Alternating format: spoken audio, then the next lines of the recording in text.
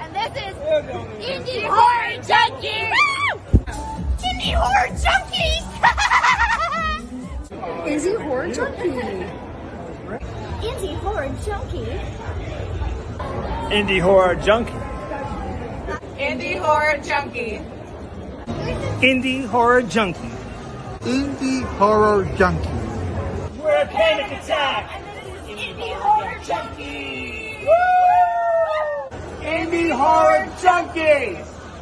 Indie Horror Junkie! Indie Horror Junkie!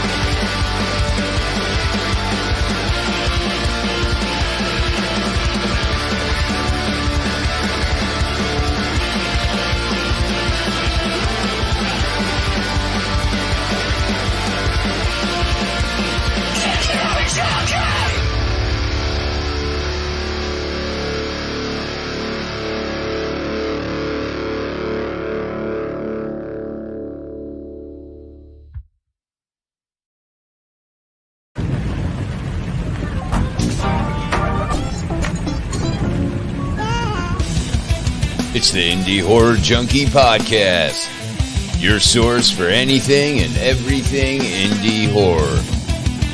Here's your host, Otis B. Dreads.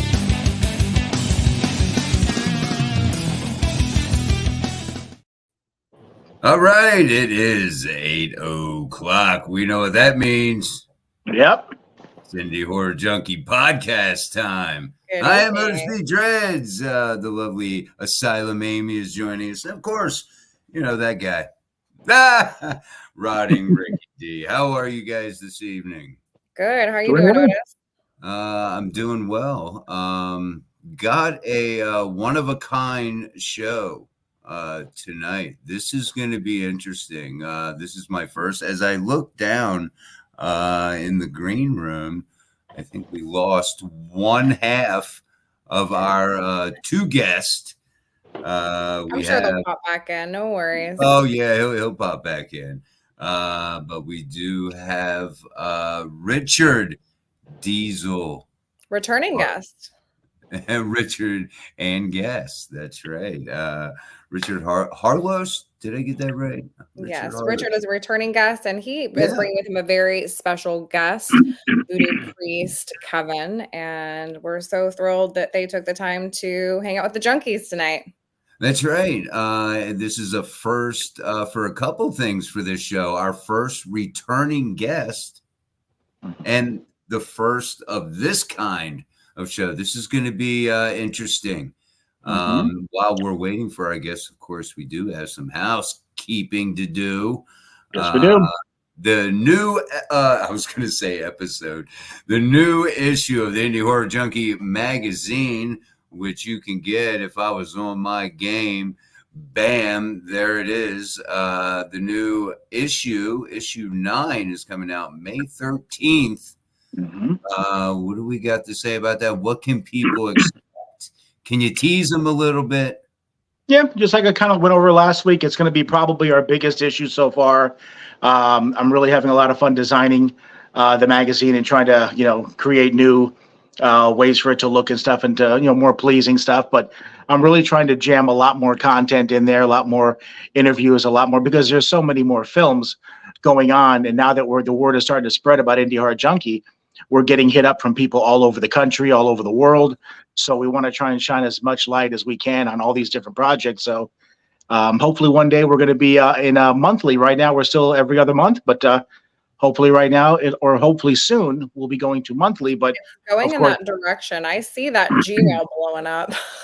Yeah, we just need to clone me or get some other writers because I can't keep up with a monthly one. So we're working on that and we're getting stuff in gear. But also this past Monday, we had a little event over at the Spookeasy to celebrate. We had an event called April Spooks Day.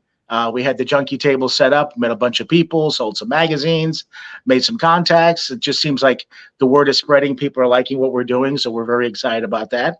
And then our next event, if I am correct, is going to be April 27th. Yes. Which is going to be Death Becomes Them, which is a great event over in Tampa. It's going to be at the Brass Mug. We'll be there. with a table setup as well. They're going to have a horror-esque show. They're going to have fantasy horror authors there, some other vendors, and it just sounds like such a fun event, and I'm really excited about that one. Yes, another great networking event. Yeah, awesome. While we're speaking about the magazine, Facebook users, sorry, I don't have the means to tell who this is. I hit the wrong one. Hey, it may be the same Facebook user. How do you get in it? How do you get in? In the magazine? The magazine, I'm assuming they're talking about, and that would be very simply, allow me to take this one, Rick, would be the Gmail, Indie Horror Junkie at gmail.com. And the junkies will get it, look over it, and we'll be in contact. But as you heard, Rotting Ricky D is quite busy, and as well as the rest of us. So be patient with them emails. Yep. So Aaron Hawkins has joined us. What up, guys? How are you? Here you go. Looking for contributing writers. Shoot us Here an we go. email. There Ask you and go. you shall receive, right? What's that? Ask and you shall receive, right? Ask and you shall receive. Look, there's the dog. There you go. So yeah, the Gmail again. Ask and you shall receive. All right. If that's all the housekeeping we have, I'm excited to get to our guest again. Voodoo priest Kevin and Mr. Richard Harlost, returning guest. Let's get them on. There's Richard. And there's Kevin. And there's Kevin. Okay, welcome, guys. He's Thank out you a guys little bit. for Let's joining keep us. in mind he's all Good the way over evening. in Africa. I was wow. going to say it's like midnight there, so thank you for staying up with this. How you guys doing? Doing We're good. doing Thanks. great. We're doing great. Right before you went into the housekeeping, you were speaking about the wind that was kicking up. Actually, last night we had a huge storm, and I've been here since 2018, and I've never witnessed a windstorm like I did last night since I've been here. Wow. So it was huge. And my wife, she's from Nigeria, and her brother told her the same thing that happened last night. So I don't know what's going on around the world with the wind. Interesting. Yeah, it was whipping around today Yeah, to it where was I here was out too. driving It and was I here. wanted to get home. There was a lot of trees Wow. got taken out over here Where are you at, Richard? in Binghamton, New York. Okay. All right. I should just say Yeah. upstate, because if I say Binghamton, everyone's like, "What a piece of crap town." Very north. All right, so man, we've got a lot to get into. You guys are collaborating on some film projects, so I guess let's just kind of start there and see where that goes. Talk to us about this film, whatever you can, how it got started. I know there's a pretty interesting story about that. the films or the show. Because we're actually gonna be doing a pilot Ghost Hunters. episode called VooDoo Paranormal, Yeah. where we utilize Kevin's gifts, as a spiritual worker, to actually create more activity than just sitting there waiting for something to fly off the shelf, or hear the door slam or something like that, to actually incite a little bit, something more severe, but Right.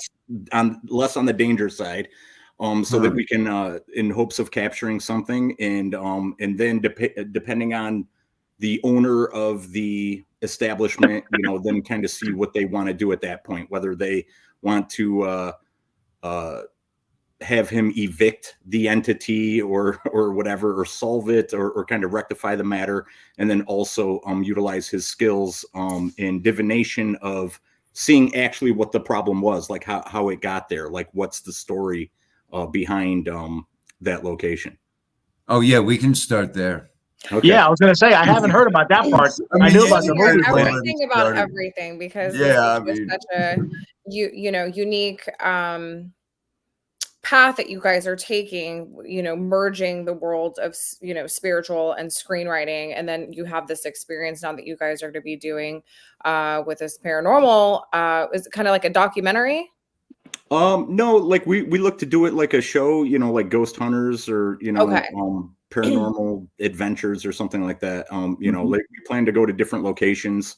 And you know, I'm sure some places don't want you to fix the problem because that's their whole money maker is to have stuff go crazy. But you know, sometimes you encounter somebody that, you know, just invested $200,000 in a house and they can't afford to leave, or you know, or something like that. We may walk into situations like that as well. Right. Very cool. So where's the pilot going to take place? Have you guys already got a place set up? We had one location, and then I talked to I think his name is Bill Slevin. Am I right, Amy? Yes, Bill, Yes. he's wonderful. So he gave us some leads, and we're actively following those leads in order to, you know, kind of see like what's going to be the best one to kick off. And then what our hopes are is to eventually start incorporating some people from the horror community from actually movies and put them in a real life, you know, situation and kind of stay the night there, you know, with us, and, you know, possibly pair them up with Kevin or myself. Obviously they'll be safer with Kevin than with me. I'm going to go with Kevin. That sounds right up Amy's alley for sure. Yeah, there we go. She's definitely a candidate. She's definitely a candidate if she wants in. That's very important. Yeah. So are these locations, are you guys going to be going all over the country in the United States? Eventually, yeah. We want to see, you know, kind of like what we get from the pilot, you know, which will be like up here, you know, up on the northeast coast here. It could be New York, Pennsylvania, Vermont, Massachusetts, Connecticut area, you know. And then, you know, then we'd like to kind of move all over. I mean, you know, stateside. I mean, we're not going to probably go, you know, to France or anything and do anything like that unless it really takes off. But that's pretty much the plan, is just to try to see what kind of momentum we get and the feedback we get, you know, before we just dish out like a whole, you know, season worth, you know. Now, whose idea was this? Was this a combination of both of you? Kind of, you know, going like, "Hey, I got this idea." It was pretty much like working within the, you know, like the confines of like what is accessible and what is available. And you know, with Kevin, he's just such a wild card in the sense of like, you know, he just people gravitate, you know, to his story and what he does and everything. So it's like, if there's anything to ever include him in, you know, it's always a good idea. You know what I mean? So it was more or less a friend of mine that watched, he went to the premiere of my movie Bloodfly, and he was impressed at, you know, the quality of things and that it was able to get pulled together, and it was like a lot better than he said than what he thought it was going to be. And then he wanted to do something. And his thing, he likes watching the Ghost Hunter stuff, and he's very intrigued by it. And he knew of my friendship with Kevin, and we started dialoguing back and forth. And I was just like, you know, we got to get him in. Like, what's going to separate us from the rest? You know, like, I mean, everyone else, they have a priest go in there, a Catholic priest, or they have some, you know, lady from the Poltergeist movie that's, you know, with the heavy eye makeup saying, "I sense, you know, bad energy," or whatever. So, but we have, you know, a shaman, you know, so, you know, it was just like a real good, you know, something that would definitely separate us, you know, from the rest, like us in a whole new category. What's your thoughts, Kevin, going into this? Because it does for sure separate you know, this type of show versus the other shows that are like that. And if you don't mind, give us a little background. What are we talking about? Why is Kevin so special in this series? Well, one of the things that I have learned within the last 30 years of my spiritual journey and traveling from to places like Haiti, to Cuba, and now to West Africa, is that there is a certain type of relationship that you have to have with spirits in order to get them to communicate. As Richard was saying about sort of not necessarily agitating them to get them to become active, but it's almost like shaking hands before you get into a communication with them. There are certain things that you have to know what they like. One of the things that when I was in the US, I watched all of the paranormal shows coming on, and I would always see little things that they were making mistakes with and how they were trying to get responses. And some of them have gotten really, really good at it over the years. Some of the paranormal channels are here in Africa, so I'm able to continue to watch them. And they are getting better with the equipment, but they are missing a lot of elements. One of the things that I was telling Richard that I was going to send him when they get ready to get started, I'm sort of like going to be introduced as I'm being introduced on your show. And then after things get going, then I will travel to the US and then be physically there. But I've also been training Richard on how to do certain things. Here is one of the things that, I don't know if you can see this, but this is not just a statue, but there are those that are on the other side that are no longer with us that are attached to this and work with this and work through it. And it is things like these, when you know what to do with it first before you approach the place that is somewhat haunted. It is what is inside of this that goes to communicate and talk to the spirits that are there hunting the place or are active in the place to get them to respond more. One of the things you have to do is to know how to use these and to know how to communicate with these and know what to give to this, and also know what to give to the ones who are going to be responding. There is somewhat like a payment system. They are actually working, and they know that they are actually working when the paranormal investigators come to actually see them. Some of them are looking for help, as some of the investigators show that they want to be released. But there's more to it than releasing them than what they show on the TV. You know, sometimes they say, oh, we need prayer. And sometimes a simple prayer doesn't necessarily release them because of the things that they did before they died. So there's a lot of things that go into it, you know. So that's sort of what makes me somewhat valuable to the team in going into the show and helping them. My position is just to help them to get the responses that they're looking for. Yeah. Okay, that's interesting. Very well put. To me, I like the whole setup. I've watched so many of those different paranormal investigator shows and ghost hunters and this and that. My son was a big fan of that stuff, so I've seen so many of them with him growing up, and they are pretty much all the same formula. So to me, the way you guys are looking at doing it, and also with Kevin's background and his pedigree, I think that adds a lot of clout to the whole thing. But just the approach that you guys have right now of doing this, I like that a lot. I think that would be really, really interesting. The respect behind the intention. Yeah, he's got 30 years of experience. Yes, you have to have a lot of respect for them. Some of them are nice. Some of them that are newly, they have newly transgressed to the other side. A lot of them do not know how to use their powers. That's why some of them, they may come out and they may say something or interact with some of the equipment, and then they pull back and you can't get anything from them. And then there are some that have been deceased for 200, 300 years.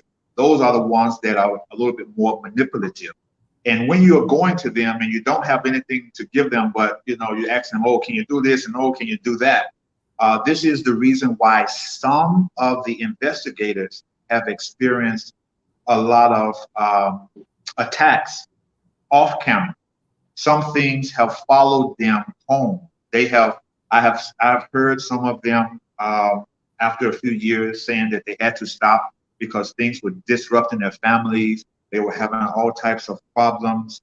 And I understand that, because there are a lot of people that are experiencing this, because so many people, even outside of paranormal investigators, they're interested in the spirituality of things in life. They that dibble and dabble with the Ouija board, which can be very dangerous, because they are inviting things into their house. They're asking questions to entities that they don't know the name of. That's one thing that you have to understand, that you don't try to call on and get any and everything to answer you, because that can invite a lot of problems as well. I think one of the individuals now has to wear glasses because of some things that had happened to him. There are some people that actually died, paranormal investigators that actually died due to mysterious circumstances from interacting too much and doing too many things and daring too many spirits in some of the places where they went. So you have to have a sense of respect for what you're doing and who you are dealing with. Wow. Yeah. Okay. With regards to that show, I know, when did this first, I guess, start up? When did this whole process start up? What is your timeline? Do you have any kind of? Yeah, I would say, I think I introduced it to Kevin, just like a few months ago, right? Okay. Yeah. And it was like kind of like the dead of winter, and stuff. And we had to look into like all the equipment and stuff. One of the individuals involved, he's into heavy into the IT side of things, and so it's a little bit of a learning curve for him to figure out the equipment and stuff and which things we want to utilize. And we really want to come out with our strong game. We don't want to come out with just like a little DSLR camera and say, well, if we capture something, we capture something. So we want everything on there, the balls that light up, and if something goes by them, and everything, and also learning that there is a fault to some of the equipment, like a walkie-talkie could trip the one thing off and have it go off and stuff like that. So we want to have all the compelling evidence, so that not just one things that people can debunk, but all the equipment, so that all the data is there for us to display.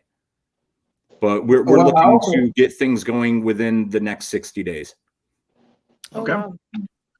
Yeah, I also want to say and to remind Richard that we almost did this. When was it? 2016, 2017? Yeah. Where there was an individual that 2016. It was 2016. 2016. We almost did a show, and it was called Spirit Junkies.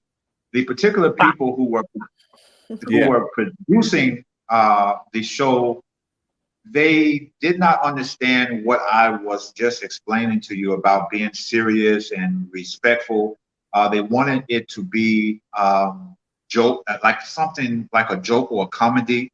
And I was telling them that this is not how these things work. They were asking us to, do things that you don't normally do when you're dealing with spirits. And they were sort of like trying to direct it from behind the scenes, and it really wasn't going well. And when they tried to pitch it to the networks didn't buy into it. And I know the reason why they didn't buy into it is because their approach themselves was not in the direction where they should have been going. So we almost did it once, but this time we are doing it ourselves because we know actually how things are supposed to go. Yeah, like for instance, I remember when we saw the Sizzler that they created, for Kevin and I, it was actually, we laughed at it. It actually, the way they cut it and the way they edited.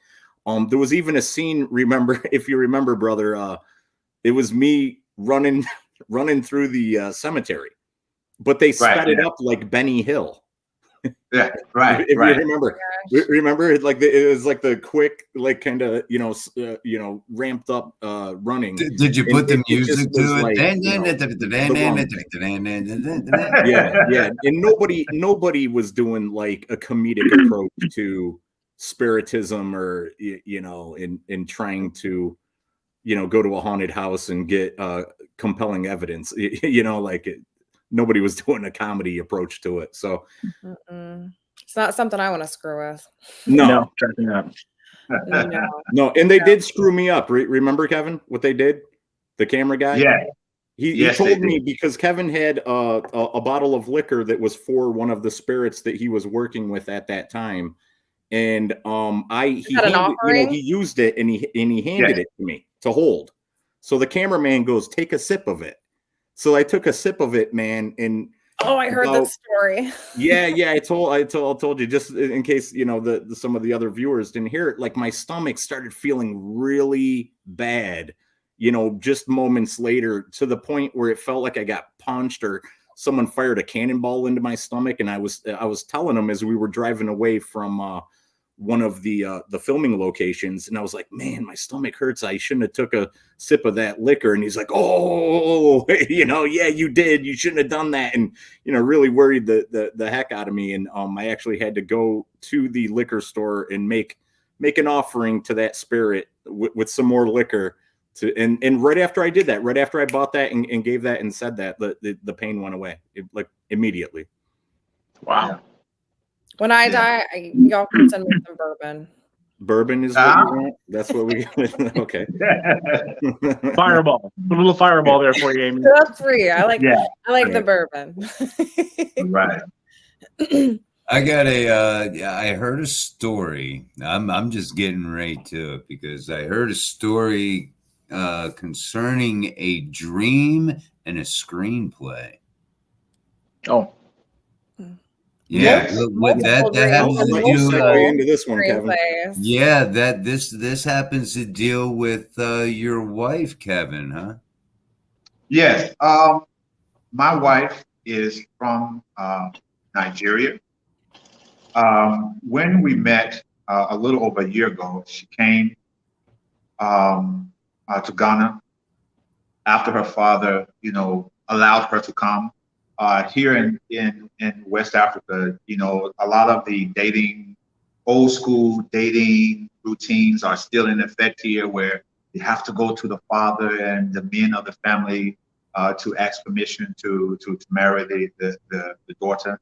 And after everything went okay, she came. And when she came, she started having experiences. Now, my wife is 42. Before she came here, she could not remember one dream since her childhood. She used to hear about people having dreams, and she would ask her mother, she would ask her father and her brother what dreams were, because she never had dreams. And they knew that she never had dreams. When she came here, she started experiencing, a lot of things that she could not understand. On her way here, the spirits met her in Nigeria, and they said, we want to have a conversation with you. Now, she was from a strict Christian background. She was actually, her mother gave birth to her in church, because at that particular time, the mother could not get, when her water broke, it broke while she was in church, and they could not transfer her to the hospital. So they had to call the hospital, and the nurse came to the church and delivered her. So she's always had a church background. So when she came, she started experiencing things that she hadn't experienced in 42 years. She started seeing spirits that were here in the house. They started communicating to her. They said that they knew her and that they were expecting her. Now, before she came, I'll give you a little backdrop before that. I've dated, a few times since I've been here in Ghana, and I really liked some of the people that I was dating, but they would tell me that they had dreams of spirits telling them that they were not the one that was supposed to be here with me, and that they had someone coming. One lady told me that she was very interested in me and wanted to marry me.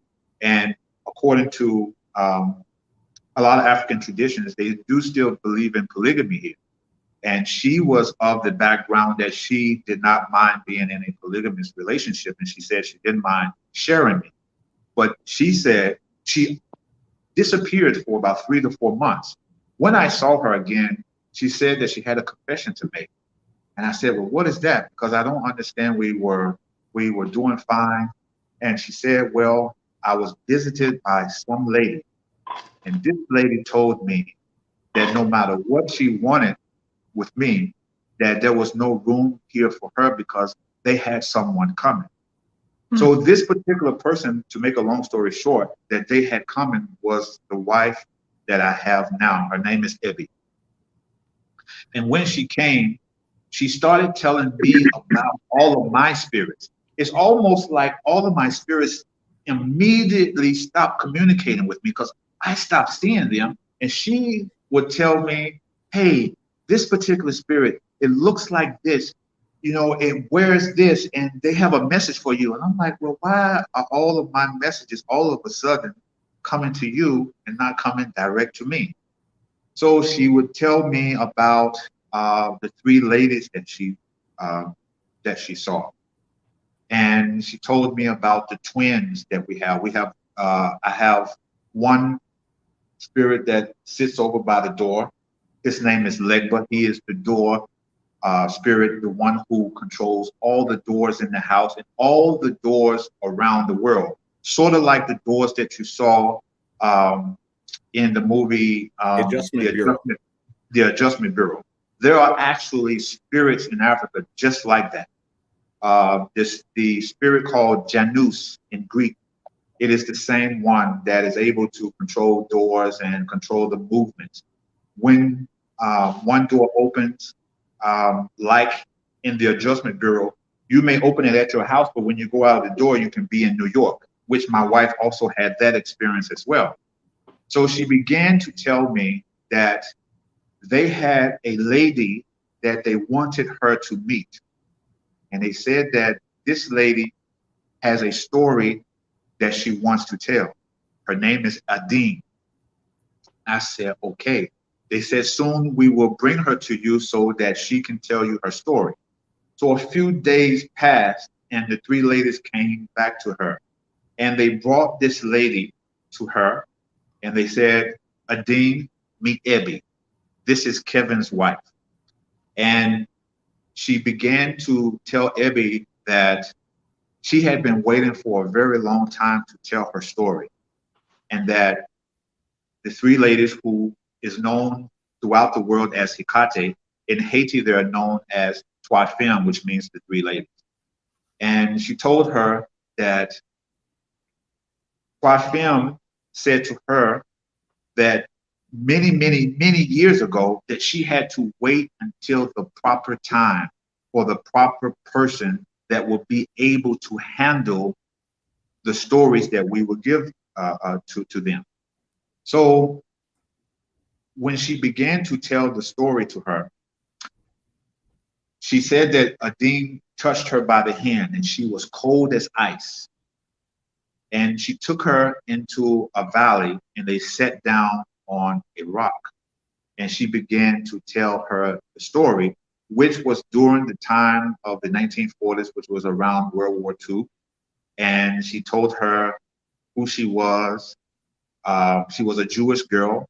I don't want to go too much into it. But she was a Jewish girl that had a lot of experiences during World War II, dating a lot of the German officers during that time, which was really strange to me to know that, you know, sometimes certain sex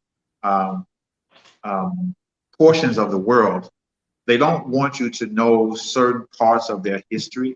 So they try to actually write them out.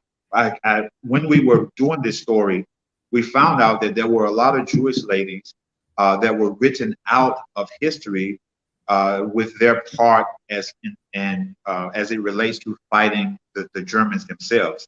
There were many ladies other than and Frank that they portray, to the world, and they tell her story, but there were countless others.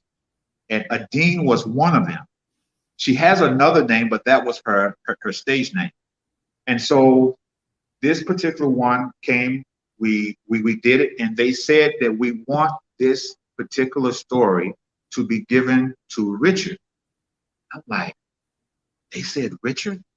I mean, Yeah, I got the text that morning. It was like, call me ASAP. Yeah. They said I'm like, my spirits called. Yeah, he Richard. said my spirits mentioned you. Call me ASAP, and I'm like, oh man, what? Like, okay. So So I told Richard, are gonna mess up or what? Yeah, I told Richard we have a story. Huh? Yeah. I asked Richard, did he clinch up when he got that text? Oh, of course. Every time he says his spirits have a message, because he knows I'm like a jackass at times, so I always kind of expect like either to be chastised or something, But I'm starting to get acclimated to it's not always bad news. So yes. So this particular script that they told us to give to Richard, they said, make sure that Richard gets this to help you to put it into the film industry in the US. After that, they brought another person. They said, we have another person that we want you to meet. But Richard needs to, well, at the particular time, I didn't know that they knew this, but Richard has a job, he does various things there in the US. And they said, Richard is a little slow.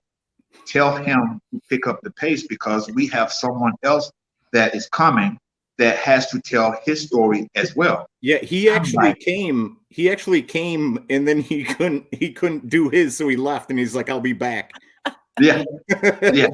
Richard, you're like, I can't write as fast as this story. Yeah, I wrote, I think I finished it that week, right? Like I went like 40 pages when one we told day, him that. 20 the next. Yeah, I was like, oh, I don't want to hear from the goddess that I'm slow. I'm gonna do my part, and I really lit a fire under my ass. Yeah, one of the things that was very unique and is unique is that they hear and see everything that is associated with me. I can guarantee you that this conversation, and each and every one of you, they see us having this conversation. Any particular type of conversation that I have with my wife, when she goes into that realm, they tell her about the conversations that we've had.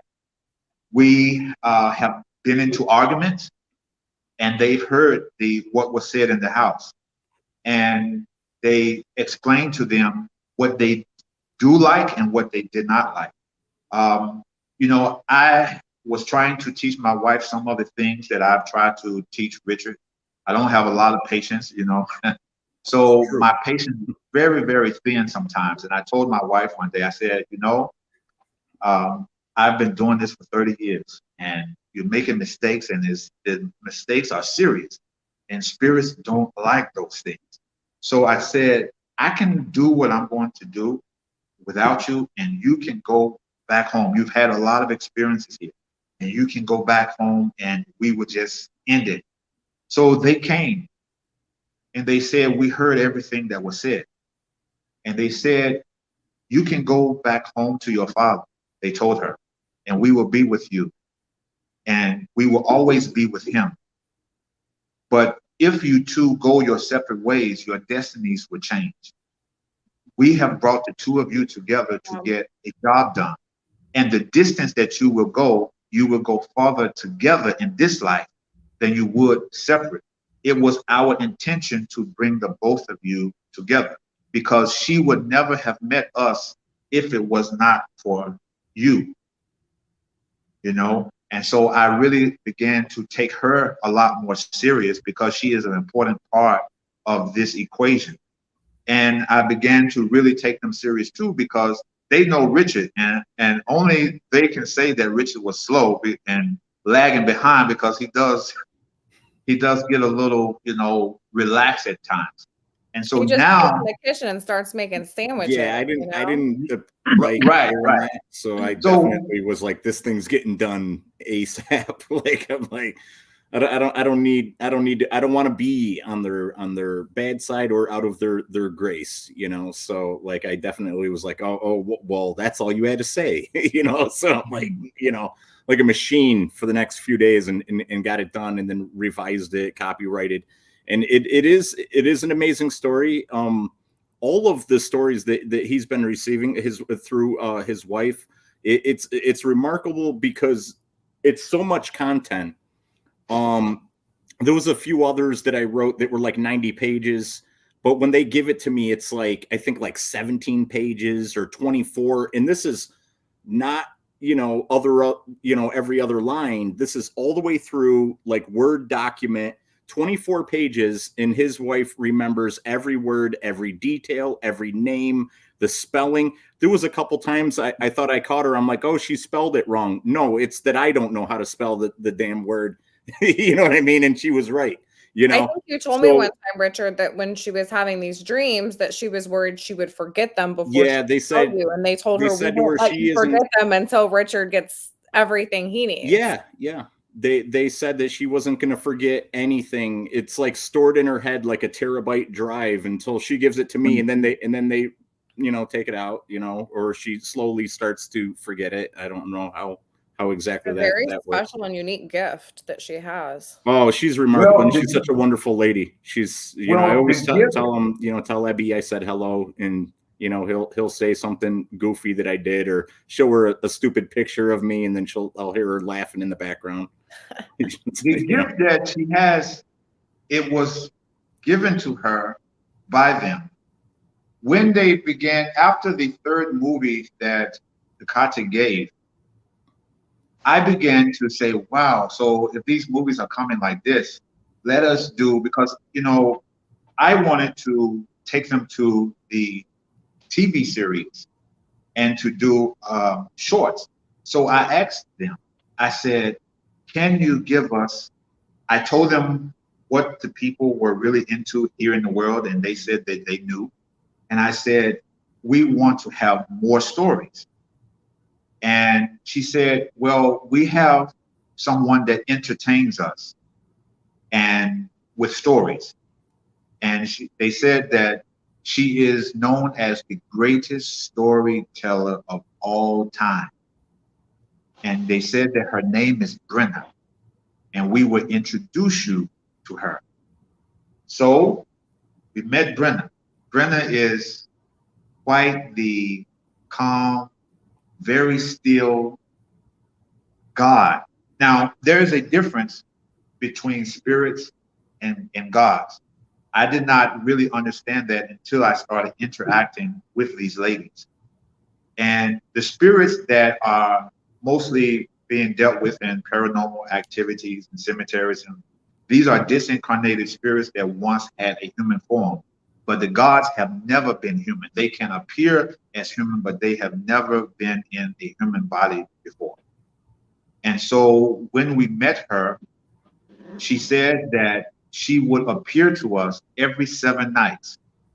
This was on a Friday, which was partially Thursday going into Friday, which we are due for another movie tomorrow night. Tomorrow night, Thursday, going into Friday is when we receive them. And she comes every 7 days on time. She's never late. And she tells us a story. She has a book that she opens up. And when she opens this book, the book lights up like a lamp. Now, one of the things that happens when she opens this book, or when you get close to this book, it has this ability to sort of deplete the water content in your body. Because when we come back on this side, we have to drink lots and lots and lots of water. Lots of water. So this book is extremely powerful.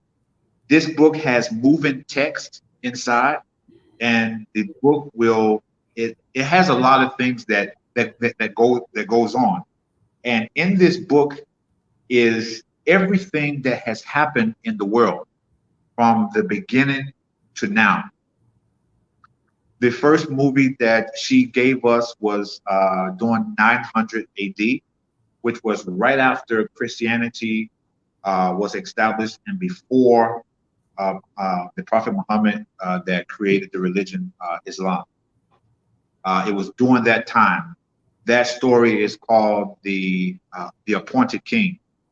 Very beautiful story, and each one of the stories that Brenner gives, there is a message, a very convicting message at the end of the movie, at the end of the script, you know. And they have given us one. I've been looking at you, and you, I can see you in the movie Obey Thy Mother.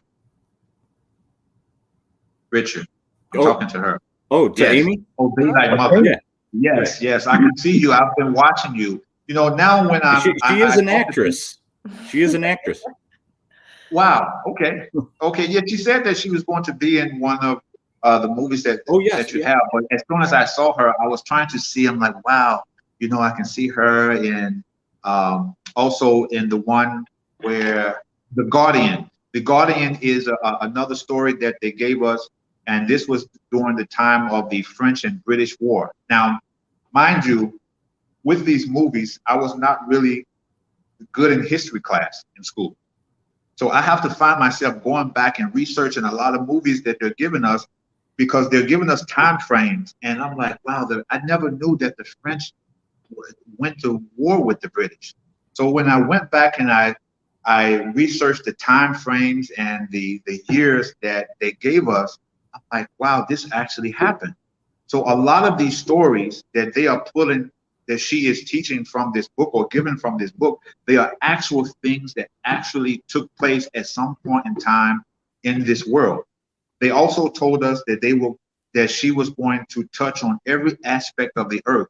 She was going to Japan, China. She's going to the US, Africa, to the Mongols, everywhere where there has been human existence, that there were going to be a story about the whole world.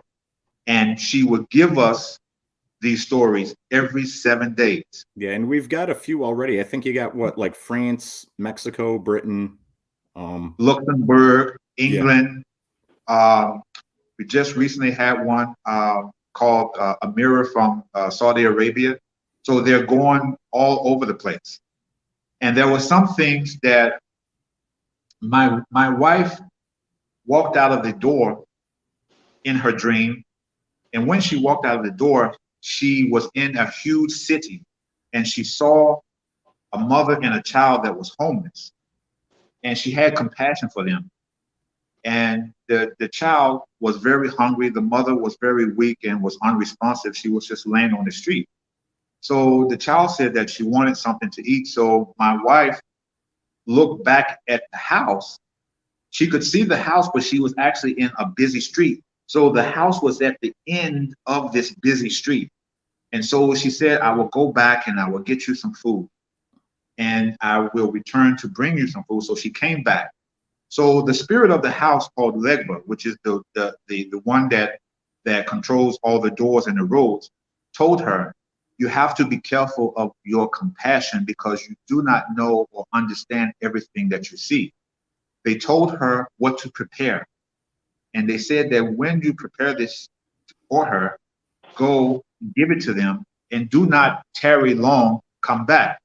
So when she did this, she went, she gave it to them, and she returned. The daughter said, can I go with you? And she said, no, you cannot go with me. I would like for you to come, but you cannot go. And the mother begged her. She says, I am an adult. Please take the child. I can live this life. I can continue to wander, but please take my daughter so that she can be among your spirits that you have, because we know that you have spirits from where you come. And she told her, my wife said, no, I cannot do it. When she returned, Brenna met her. And she says, I will tell you who they were. What you saw is not what it seemed. And she said that there has to be a limit to the compassion that you show to spirits in your dream, because you do not know what their true form is. This is where the movie Obey Thy Mother comes from. And we found out that those two have been roaming for 427 years. which means that they died in 1597. And it is a reason why the mother wanted to get rid of the daughter, which I can't spill the beans. Yeah. But lead them into paying their $18 for the movie. Done.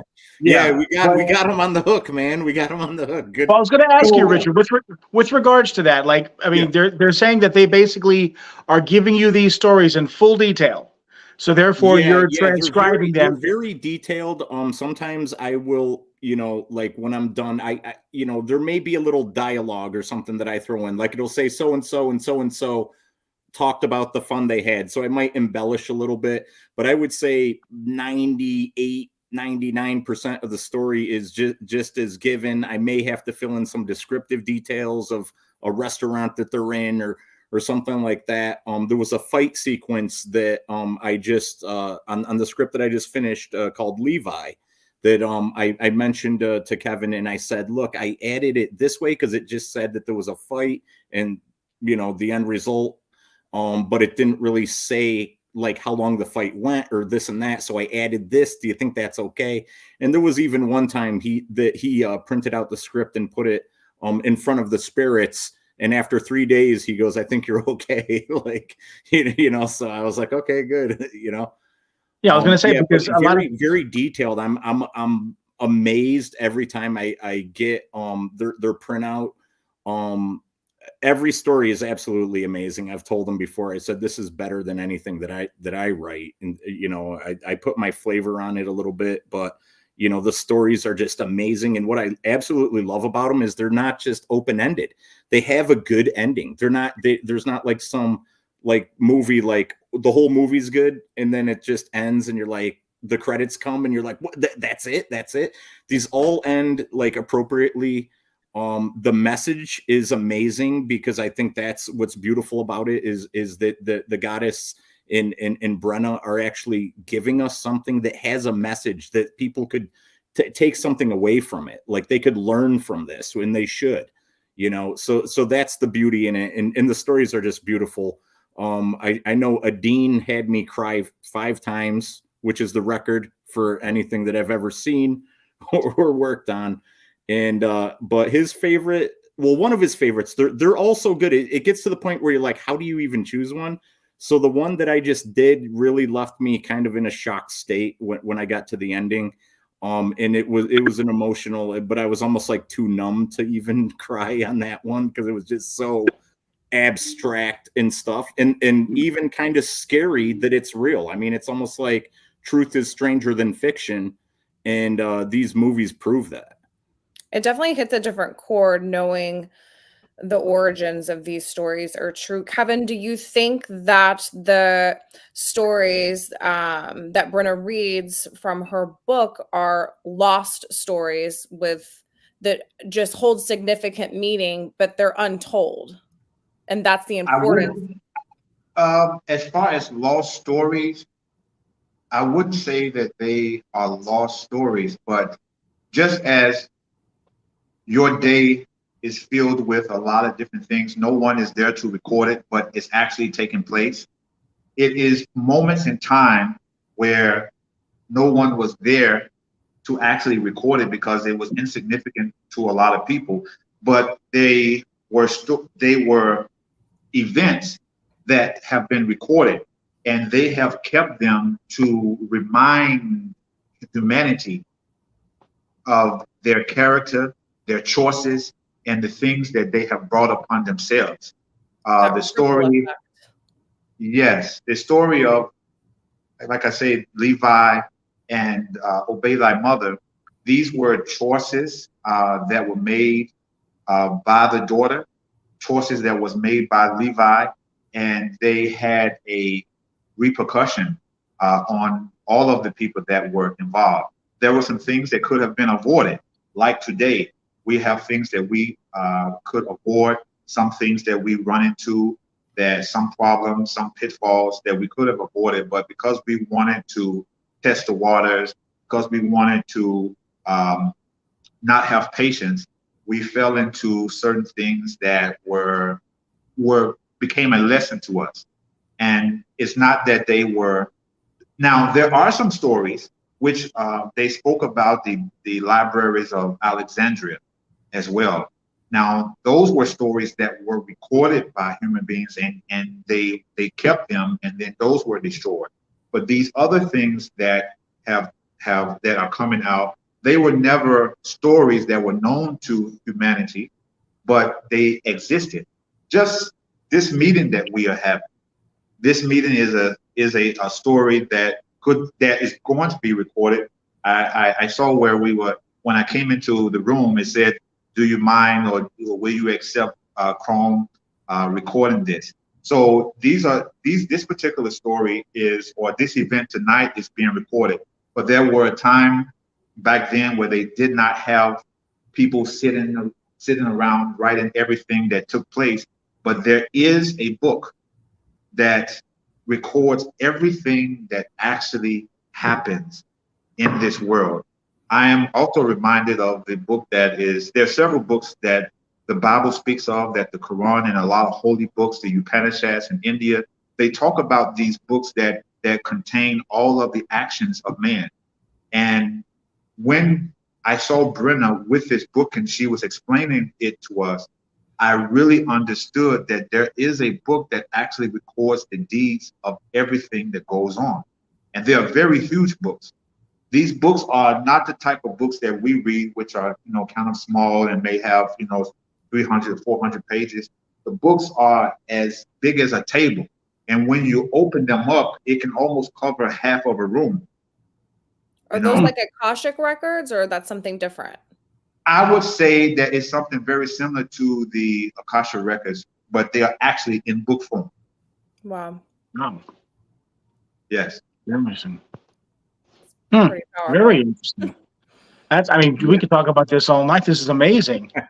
This is a two-part episode now, right? Like, for sure. Yeah, we'll bring you guys back, because this is just such a beautiful way to discuss spirituality combined with humanity, combined with storytelling, and the purpose of why we're all here and what we do, and to be able to do what we love and use it in a way to tell stories and get messages out there that matter.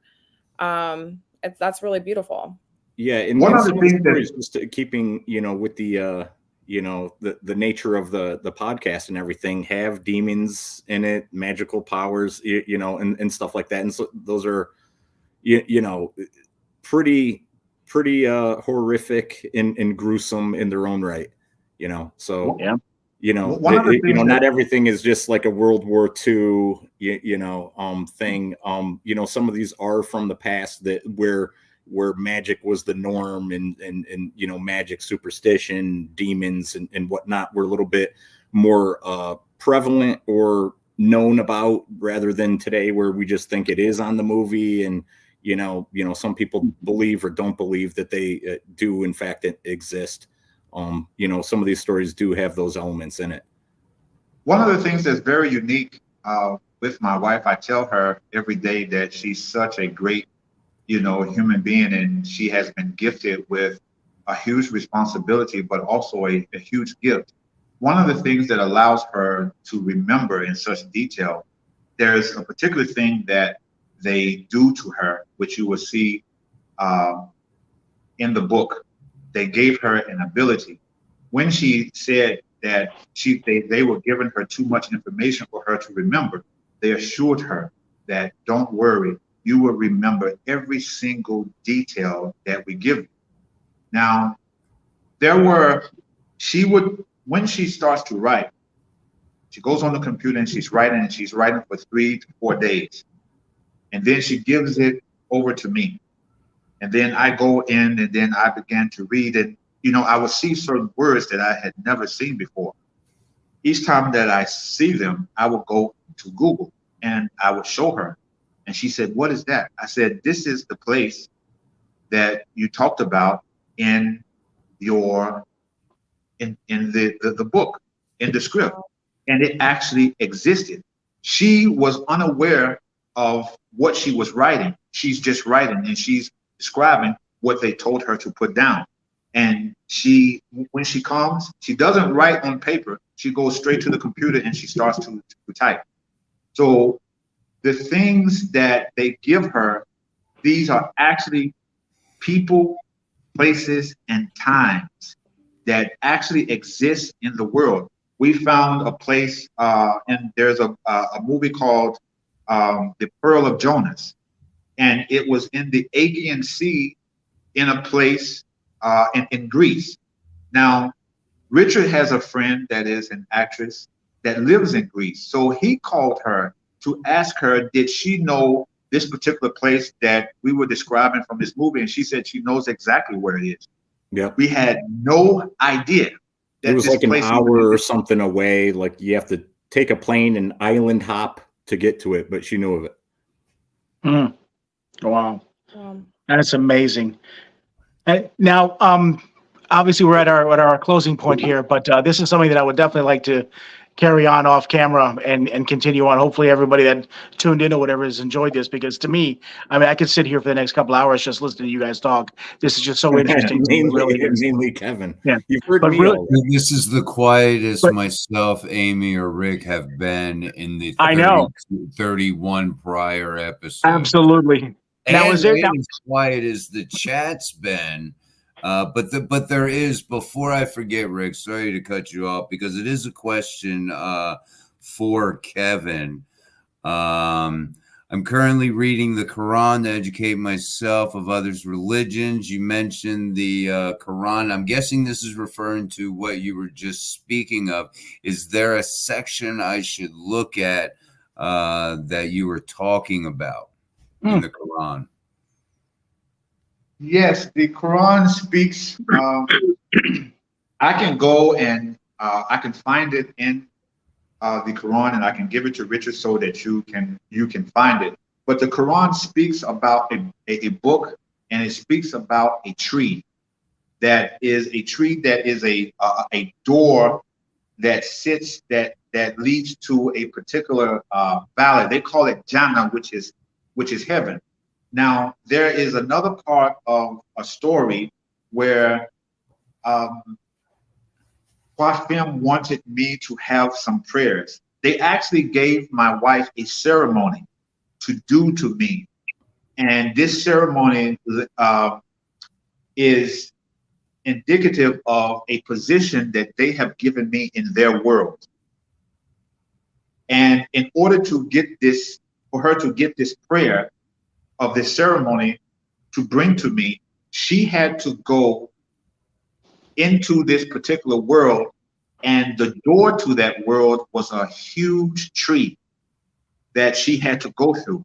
When she went into this world, it was a place where they keep all the books that have been in the world, that talks about everything that the world has been through from the first era of man and before. When she went in this room, she had to stay. Now, Quafim has a particular room that I have given them in my house, and they called her to come in that room for 9 days. She had to cover herself. They told her to make a mixture of a paste that she had to cover her body, where her body was white, with a white substance all over her body. And she had to keep this on for 9 days. This substance that they told her to make protects her from their energy that they emanate from them when she comes into their realm. One of the things that happened to her and me when we first began to interact with them was that we would have severe nosebleeds when we came back. And we could not stay too long when we first started with them because our bodies were very weak. And one of the things that they told my wife to tell me is that we would have to drink sugary drinks, and that in time we will be able to return to their presence, and it would not be as severe as it was in the beginning. But this particular substance that she had to put on her body protected her. Now, I don't know if you know that in a lot of spiritual encounters, when spirits come close to you and gods come close to you, they have a sort of radiation around them that affects anything that is not like them. So humans cannot stay in their presence for a very long time. It's very short. If they stay for a very long time, they won't, well, their spirit body won't come back and they will be pronounced dead here. So they had to give us certain things in order for us to stay in their realm and to receive all of this information that we are getting from them. So there is a place in the Quran that talks about the book, and there's a place in the Quran that talks about the tree that I believe we entered into. A lot of the scribes that describe these things in their books, they don't tell everything. And I believe that at one time they did, but some of the other scholars down through time, they took it out so that some information would not be available to us. You know? Does that sort of answer your question? The exact place in the Quran. Good answer, brother. No, he did. He actually put in there. Thank you. He appreciates that. So I think he did a good job. Also, that book is in some of the hadiths that they have in the that's associated with the Quran. You know, you have the Quran, and then you have all other things that the Prophet was supposed to do, you know, outside of the Quran. So they have those recorded there too. And I will find them for you and send them to you. Awesome. Sounds good. Well, I've just been speechless this whole show. Well, you know, I am just as speechless as all of you. You have to understand that I have been doing this for 30 years. My wife has just come into my life just a year ago. And to me, I consider her in many ways bigger than me. I have been down inside of the caves in Haiti. I have slept outside to get messages from spirits in Haiti. I was bitten by spiders. Oh, no. Oh, did we lose him? Oh, there he We is. know he's coming back. He's coming back. There he is. We lost you for a second. I was bitten by spiders, you know, trying to get, you know, a lot of answers from the spirits, and to have to see her be able to go into a realm and communicate with spirits that she has never been able to communicate with. It makes me feel good, but it also shows, you know, me that, you know, when the gods choose to give messages to whom they choose to give it to, you cannot be, you know, jealous of them. You cannot be intimidated. I tell Richard and I tell my wife, now I don't have to drive the bus. As long as I have a seat on the bus, it's fine with me. There you go. There you All right. go. That's a good perspective to have. Yeah. Well, I want to thank you guys for taking the time out. I know it's late where you're at, Kevin. You maybe need to get some rest now. Yes. Well, you know, most of the time during the late hours is when we work with the spirits in West Africa. You know, 12 o'clock midnight is the time where there's a lot of activity around the world. Whether it's midnight here or midnight there, there are doors that open up during that time. So, you know, I'm up now.